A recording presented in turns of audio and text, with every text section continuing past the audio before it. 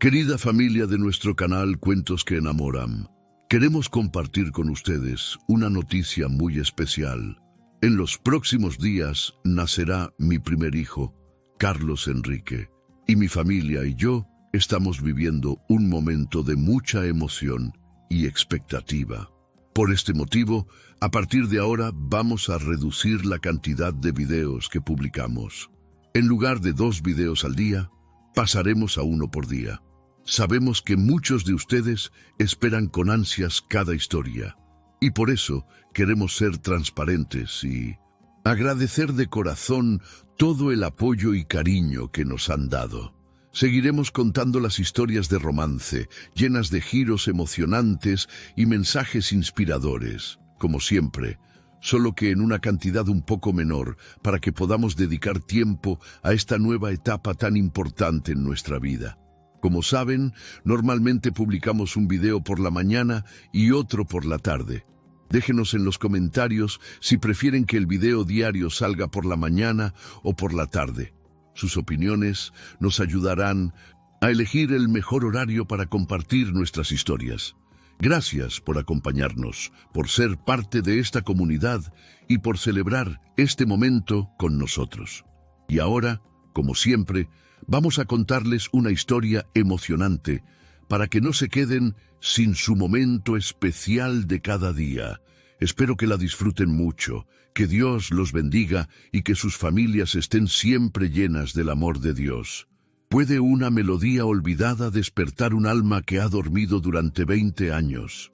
Acompaña a un hombre cuya fe inquebrantable se aferra a un milagro, y a un niño inocente que, sin saberlo, tiene la llave para desvelar el más profundo de los misterios. Si te gusta este tipo de contenido, no olvides suscribirte a nuestro canal Cuentos que Enamoran. Publicamos 2 videos todos los días. Dale like al video si te gusta esta historia y déjanos en los comentarios contándonos desde dónde y a qué hora nos escuchas. En la sala médica privada de su mansión de San Isidro, el millonario Horacio, un hombre de 65 años sobre cuyos hombros pesaban 2 décadas de esperanza, le leyó un poema a su esposa. La bella Beatriz permaneció inmóvil, con los ojos cerrados, atrapada en coma tras un funesto accidente. Un médico se acercó con la delicadeza de un verdugo. Horacio, quizás sea hora de aceptar.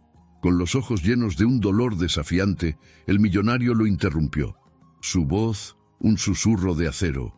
Nunca. No sabía que el milagro que había esperado 20 años no vendría de un título de médico, sino de las manos inocentes de un niño de 10 años y una guitarra olvidada en un rincón de la casa. Los guardianes silenciosos de aquella casa de luto eran Inés, la ama de llaves, y su hijo Félix. Inés había trabajado en la mansión desde antes de la tragedia, una presencia leal y discreta que mantenía el orden en medio del caos del dolor de su empleador. Su hijo Félix, de 10 años, era un niño tranquilo y sensible que a veces la acompañaba al trabajo después de la escuela. El niño estaba fascinado por la sala de música, en concreto por un viejo estuche de guitarra que yacía en un rincón cubierto por una fina capa de polvo. Era el instrumento de la dama dormida, un objeto sagrado que nadie se atrevía a tocar. Lo que nadie en la casa sabía, ni siquiera Félix, era el origen de la canción de cuna que Inés le cantaba cada noche. Era un secreto nacido de la propia tragedia. En los primeros días tras el accidente, antes de que Beatriz cayera en un coma profundo, tarareaba sin cesar en su delirio una melodía fragmentada y de una belleza sobrecogedora. Eran los fragmentos de una canción que estaba componiendo. Inés, desconsolada por el dolor de su patrón, memorizó cada nota.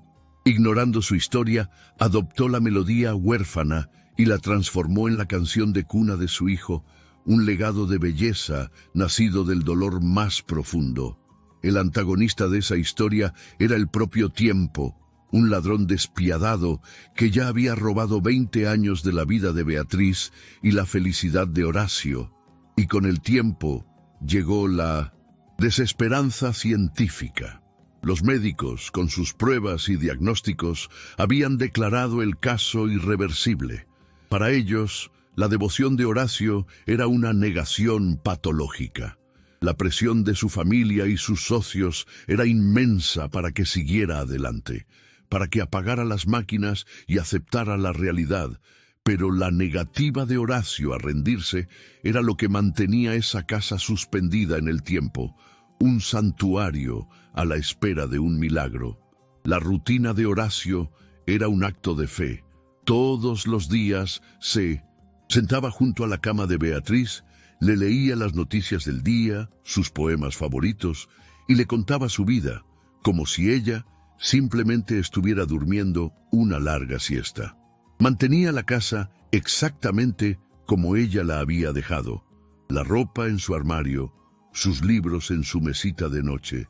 Para el mundo era un hombre poderoso y excéntrico, atrapado en un pasado que jamás regresaría, pero para sí mismo era solo un esposo, manteniendo viva la llama de una promesa, con la esperanza de que su luz algún día la guiara a casa.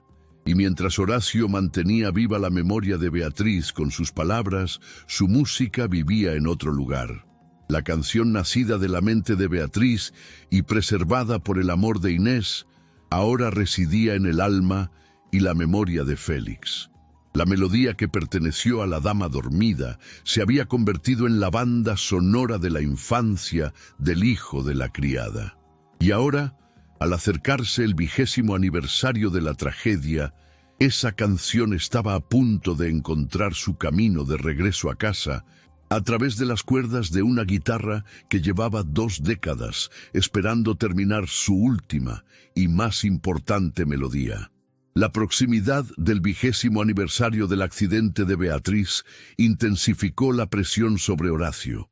La fecha, un memorial sagrado para él, su familia y sus allegados, era una fecha límite. Las llamadas se hicieron más frecuentes, los correos electrónicos más directos. Hablaban de racionalizar gastos, de enfrentar la realidad, crueles eufemismos para lo que realmente querían, que apagara las máquinas y cerrara el capítulo de Beatriz para siempre. La mansión, ya sumida en una tristeza crónica, se convirtió en un silencioso campo de batalla entre la fe solitaria de un hombre y la lógica impaciente del resto del mundo. Cada día que pasaba era una nueva trinchera en la guerra de Horacio contra la resignación. Félix, con la sensibilidad de un niño que crece en el dolor, absorbió la tensión de la casa como una esponja. La melancolía en el aire parecía atraerlo como un imán hacia la sala de música. Su fascinación por la guitarra polvorienta dejó de ser mera curiosidad para convertirse en una necesidad, un anhelo. El objeto, que todos trataban como una reliquia intocable, parecía susurrarle secretos. Sintió inexplicablemente que la melodía que su madre le cantaba para dormir y el silencioso instrumento de la dama dormida estaban conectados, 2 fragmentos de la misma alma triste y hermosa. Sumida en sus propios recuerdos de la tragedia y abrumada por el creciente dolor de su jefe, Inés empezó a tararear la canción de Beatriz con más frecuencia, un acto inconsciente de consuelo. Mientras limpiaba la plata o alisaba las sábanas, la melodía fragmentada se escapaba de sus labios, llenando los pasillos con su belleza evocadora. Félix escuchaba y en su mente infantil la conexión se consolidó. La canción de cuna de su madre era el sonido de aquella casa, la banda sonora de la tristeza de todos, y la guitarra, intuyó, era la fuente original de esa melodía, el corazón de madera que una vez la cantó primero. La presión externa finalmente rompió los muros de la mansión. El cuñado de Horacio, un hombre pragmático e impaciente, acudió para una confrontación directa. La discusión en la sala principal fue áspera. Acusó a Horacio de vivir en una fantasía enfermiza, de quemar una fortuna para mantener un cuerpo vacío, e insistió en que era hora de internar a Beatriz en una clínica y vender la casa. 20 años, Horacio, es hora de terminar con este circo. Gritó. Escondido en lo alto de la escalera, el pequeño Félix lo oyó todo y por primera vez comprendió que el mundo que conocía corría el riesgo de desmoronarse. Muchas gracias por escuchar hasta aquí. Si te gusta este tipo de contenido, no olvides suscribirte a nuestro canal Cuentos que Enamoran. Publicamos 2 videos todos los días. Dale like al video si te gusta esta historia y déjanos en los comentarios contándonos desde dónde y a qué hora nos escuchas. Aterrado por la pelea y la crueldad de las palabras que había escuchado, Félix buscó refugio. No corrió hacia su madre, sino al único lugar de la casa que parecía comprender su tristeza, la sala de música. Con el corazón latiendo con fuerza, entró en la habitación que le estaba prohibida. El lugar estaba congelado en el tiempo, como el resto de la casa, con partituras en el piano y olor a madera y polvo. Sus pies lo llevaron directo a la esquina, al estuche de la guitarra que lo había llamado durante tanto tiempo. Fue un acto de desobediencia, pero parecía lo único correcto. Con una reverencia que apenas comprendió, sus pequeñas manos abrieron los cierres metálicos del estuche. El interior de terciopelo rojo reveló una hermosa guitarra clásica, perfectamente conservada, como una reina durmiendo en su tumba. El aroma a cedro y rosas secas flotaba en el aire. Con infinito cuidado levantó el instrumento, que era grande y torpe en su regazo. Se sentó en el suelo con la guitarra entre las piernas y sintió una conexión inmediata, como si no sostuviera un objeto, sino la mano de alguien a quien nunca había conocido. Su dedo índice tocó vacilante una de las cuerdas. La nota, un mi claro y puro, vibró en el aire. La primera nota que surgía en esa habitación en 20 largos años. El sonido, tan simple y profundo, pareció despertar el silencio mismo de la casa. En ese preciso instante, Inés, tras terminar sus tareas y notar la ausencia de su hijo, comenzó a buscarlo con una repentina e inexplicable ansiedad en el corazón. Al oír la primera nota resonar suavemente por la mansión, caminó hacia la sala de música, insegura de si encontraría a su hijo a punto de romper una regla o de cumplir un destino. Un acto de desobediencia nacido del miedo puede ser el comienzo de un milagro. Inés se quedó en la puerta del salón de música con el corazón en la garganta, lista para regañar a su hijo. Pero las palabras murieron en sus labios. Félix no estaba golpeando ni rascando el instrumento. Con profunda concentración, sus deditos vacilantes y torpes buscaban notas en las cuerdas, y la melodía que empezó a surgir, débil e imperfecta, era inconfundible. Era la canción de Beatriz. Impulsado por un instinto que trascendía la memoria, el niño, nota a nota, le enseñaba la melodía a su instrumento original. Inés observó paralizada por la conmoción y la belleza del momento, cómo la canción de su amiga cobraba vida en las manos de su propio hijo. La suave melodía infantil emanaba de la sala de música, una pequeña y valiente corriente sonora que recorría la silenciosa mansión. Subía por la gran escalera, resonando por los pasillos donde solo el sonido del equipo médico se atrevía a perturbar la quietud. Llegó a la enfermería, donde Horacio estaba sentado junto a su esposa, sumido en el dolor y la ira tras la pelea con su cuñado. El sonido de la guitarra tan inesperado lo impactó primero como una extraña disonancia antes de convertirse en un eco dolorosamente familiar, una melodía que creía no volver a escuchar fuera de sus propios sueños. Dentro de la suite, una enfermera que monitoreaba los signos vitales de Beatriz se sobresaltó. El monitor de actividad cerebral, que llevaba años mostrando un patrón lento y casi inalterado, registró de repente un pico y luego otro. Eran picos rítmicos, pulsando en una sincronía imposible con las notas lejanas de la guitarra. Pensando que el equipo estaba defectuoso, lo reinició. pero los picos volvieron con más fuerza. Con urgencia en la voz, llamó a Horacio, quien ya estaba de pie, pálido, siguiendo el rastro de esa música fantasma. Salió corriendo de la habitación con el corazón latiéndole desbocado y el sonido lo guió a la sala de música. La imagen que encontró lo dejó sin aliento. El pequeño Félix, el hijo de su ama de llaves, estaba sentado en el suelo tocando la canción inacabada de su esposa con la guitarra. En un instante conectó la música que oía con los picos de actividad cerebral que veía en el monitor. No tenía sentido, era imposible, pero estaba sucediendo.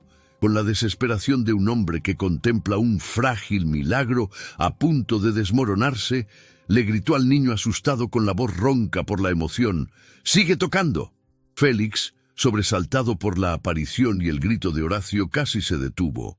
Pero había una súplica en los ojos del millonario, una esperanza tan desesperada que el niño supo que no debía detenerse. Con un gesto alentador de su madre, que ya estaba en la puerta, volvió a tocar. La melodía, surgiendo un poco más firme, un poco más segura. En la enfermería, la enfermera observaba el monitor con la boca abierta. Y entonces, el primer movimiento en 20 años. Los dedos de Beatriz, que descansaban flácidos sobre la sábana, temblaron, y una lágrima solitaria brotó de su ojo izquierdo, trazando un camino por su rostro inmóvil. El puente de la música había cruzado el abismo de 2 décadas. La lágrima era la prueba, la señal de que el alma de Beatriz seguía allí, escuchando. Horacio regresó, corriendo a la habitación, con el pecho henchido de una emoción indescriptible. Se arrodilló junto a la cama, sosteniendo la mano de su esposa, sintiendo el leve temblor de sus dedos. Mientras Félix, en la otra habitación, tocaba la última nota de la sencilla melodía, las pestañas de Beatriz, impasibles al paso del tiempo, revolotearon. Y entonces, lenta, milagrosa e inolvidablemente, sus ojos se abrieron. Despertada por su propia canción, Beatriz regresó. El despertar de Beatriz conmocionó al mundo médico, convirtiéndose en una leyenda en los anales de la neurología. Pero en la quietud de la mansión, la explicación del milagro era mucho más simple y poética. Mientras Beatriz retomaba el mundo, Horacio e Inés finalmente unieron las piezas del rompecabezas. Inés contó cómo había memorizado la melodía durante los días delirantes de Beatriz y cómo, sin saber su origen, la había transformado en la canción de cuna de su hijo. Horacio comprendió entonces la imposible cadena de acontecimientos. La canción nacida del amor de su esposa se había preservado gracias a la lealtad de una amiga. Había pasado al alma de un niño inocente y finalmente había regresado a su creador, completando un círculo de amor que había durado 20 años. La gratitud de Horacio hacia Inés y Félix era una fuerza de la naturaleza, una emoción tan abrumadora que no podía expresarla. Les ofreció una fortuna, una vida de lujo, todo lo que pudieran desear. Pero Inés, con la misma dignidad con la que había servido a esa familia durante años, se negó. Para ella, su acto no era a cambio de una recompensa. Ver la alegría regresar a los ojos de su patrón y, sobre todo, ver a la dama dormida despertar era la única recompensa que su corazón necesitaba. La melodía era un regalo que ella simplemente había ayudado a devolver a su legítimo dueño. La recuperación de Beatriz fue larga y ardua, pero la casa, antaño lugar de duelo, se convirtió en un santuario de música y renacimiento. La sala de música, antes polvorienta, se convirtió en el corazón de la casa. Beatriz, aún débil pero con la mente clara, forjó un profundo vínculo con Félix. Ya no era solo el hijo del ama de llaves, era su pequeño mensajero, el niño que la había traído de vuelta. Juntos comenzaron a trabajar en la melodía inacabada. Ella, con el recuerdo de la composición original, y él, con la pureza de su intuición musical, le dieron a la canción el final que había esperado durante 2 décadas. Un año después, en el florido jardín de la mansión, Beatriz, en silla de ruedas, pero radiante y sonriente, asiste a un recital privado. En el pequeño escenario improvisado se encuentra Félix. Ya no es el chico indeciso, sino un joven talento, cuyos estudios en el Conservatorio Nacional de Música ahora están totalmente financiados por Horacio. Con la guitarra de Beatriz en sus manos, interpreta una versión completa y magnífica de la canción, ahora titulada El despertar de Beatriz. Horacio, de pie junto a su esposa, le toma la mano. Ahora las lágrimas en sus ojos son de pura felicidad. El hijo de la criada no solo obró un milagro, se convirtió en el heredero musical de una historia de amor atemporal. Su viaje nos enseña que la esperanza puede sobrevivir en las melodías más sencillas y que el amor y la memoria son fuerzas capaces de tender puentes donde la ciencia solo ve abismos. La inocencia de un niño, guiada por una canción, ha demostrado ser la más poderosa de todas las formas de sanación. ¿Crees en el poder de la música para sanar el alma? Deja un comentario, dale a me gusta si esta historia te conmovió y compártela.